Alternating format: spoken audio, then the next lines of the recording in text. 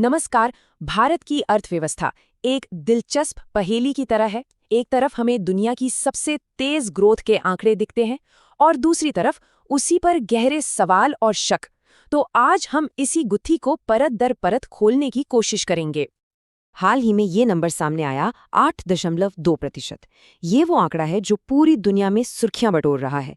इसे देखकर तो यही लगता है कि भारतीय इकोनॉमी एक रॉकेट की रफ्तार से आगे बढ़ रही है।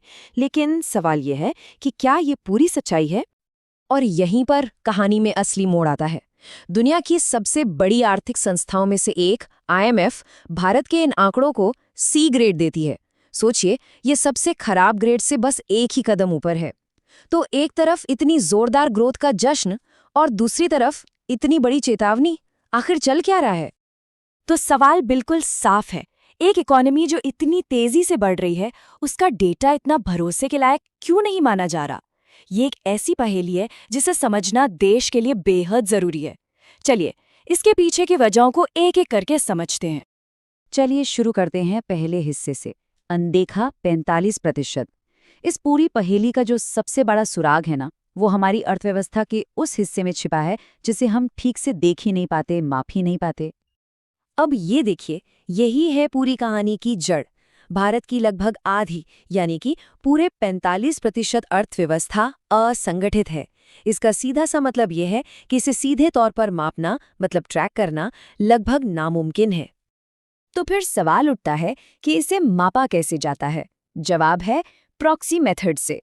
मतलब सरकार तेजी से बढ़ते हुए संगठित क्षेत्र, जिसमें बड़ी बड़ी कंपनियां और बैंक आते हैं, उसके प्रदर्शन को देखती है और उसी के आधार पर यह अंदाजा लगा लेती है कि असंगठित क्षेत्र यानी हमारी पड़ोस की दुकानें और छोटे किसान कैसा कर रहे होंगे।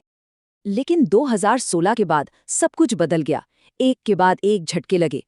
पहले नोटबंदी, फिर GST का उथल-पुथल भरा रोल आउट, उसके बाद NBFC यानी नॉन बैंकिंग कंपनियों का संकट, और फिर आखिर में कोरोना महामारी। इन सब ने असंगठित क्षेत्र की कमर ही तोड़ दी। अब वो पुराना अंदाजा कि दोनों सेक्टर एक साथ बढ़ेंगे, वो काम नहीं करता। भारत के पूर्व मुख्य सांख्यिकीविद प्रणब सेन ने इस समस्या को बिल्कुल सटीक शब्दों में बताया है। जरा सोचिए, आप एक ऐसे सेक्टर को मापने के लिए जो असल में घट रहा है, एक ऐसे सेक्टर का सहारा ले रहे हैं जो तेजी से बढ़ रहा है। जाहिर है, जो आखिरी नंबर आएगा वो असलियत से कहीं ज्यादा बढ़ा चढ़ाकर ही होगा। अब आते हैं दूसरे हिस्से पर, गणना में और भी दरारें। ये प्रॉक्सी वाली जो समस्या है वो तो बस एक पहलू है। एक्सपर्ट्स ने इस डेटा की पहेली में कई और गहरी दिक्कतों की तरफ भी इशारा किया है। ये कई छोटी छोटी लेकिन बहुत गंभीर खामियां हैं जो मिलकर इस समस्या को और भी बड़ा बना देती हैं। जैसे कि हम आज भी 2011-12 के आधार वर्ष का इस्तेमाल कर रहे हैं। महंगाई को मापने का हमारा तरीका सही नहीं है। आंकड़ों में बड़ी विसंगतियां, मतलब गैप्स हैं। और तो और देश की जनगणना तक में देरी हो चुकी है।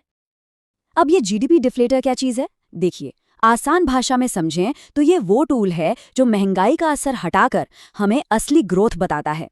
लेकिन भारत जो तरीका इस्तेमाल करता है वो सर्विस सेक्टर जैसे एक बहुत बड़े हिस्से को ठीक से माप ही नहीं पाता, और नतीजा, आखिरी ग्रोथ का आंकड़ा भी शक के घेरे में आ जाता है।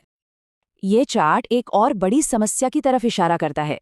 देखिए, 2016 से पहले ये विसंगति यानी आंकड़ों में जो अंतर था वो सिर्फ 0.5% था, लेकिन अब ये बढ़कर 5% तक पहुंच गया है। ये साफ साफ दिखाता है कि हमारे आंकड़ों में अनिश्चितता कितनी ज्यादा बढ़ गई है।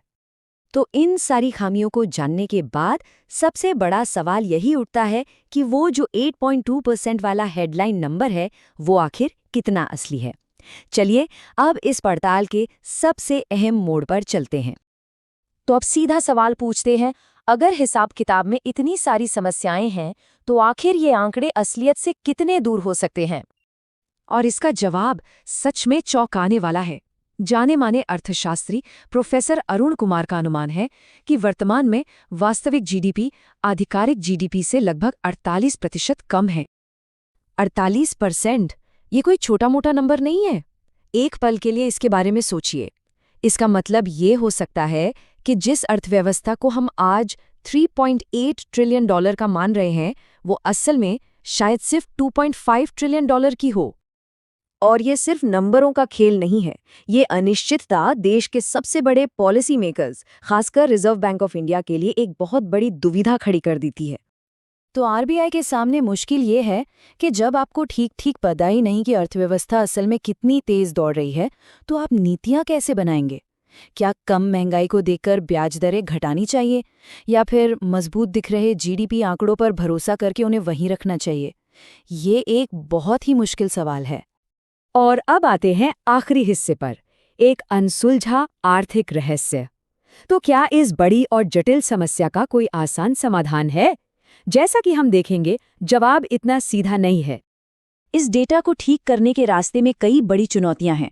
पहली, हमारे पास 6.3 करोड़ यूनिट्स वाला एक विशाल अनौपचारिक क्षेत्र है। दूसरी, डेटा इकट्ठा करना बहुत ही धीमा और महंगा काम है। और तीसरी, बड़ी कंपनियां भी जरूरी डेटा आसानी से शेयर नहीं करती। हाँ, ऐसी उम्मीद है कि अगले साल एक नई डेटा सीरीज जारी होगी, लेकिन ज्यादातर एक्सपर्ट्स यही चेतावनी देते हैं कि जो जड़ की समस्या है वो बनी रहेगी। अनौपचारिक क्षेत्र को लगभग रियल टाइम में मापने की जो मुश्किल है, वो इतनी आसानी से हल नहीं होने वाली। तो हम आपको इसी बड़े सवाल के साथ छोड़े जाते हैं। सोचिए, क्या होता है जब दुनिया की सबसे तेजी से बढ़ती हुई एक बड़ी आर्थिक शक्ति अपनी ही जमीनी हकीकत को लेकर पूरी तरह से निश्चित ना हो? इस पर सोचना बहुत जरूरी है।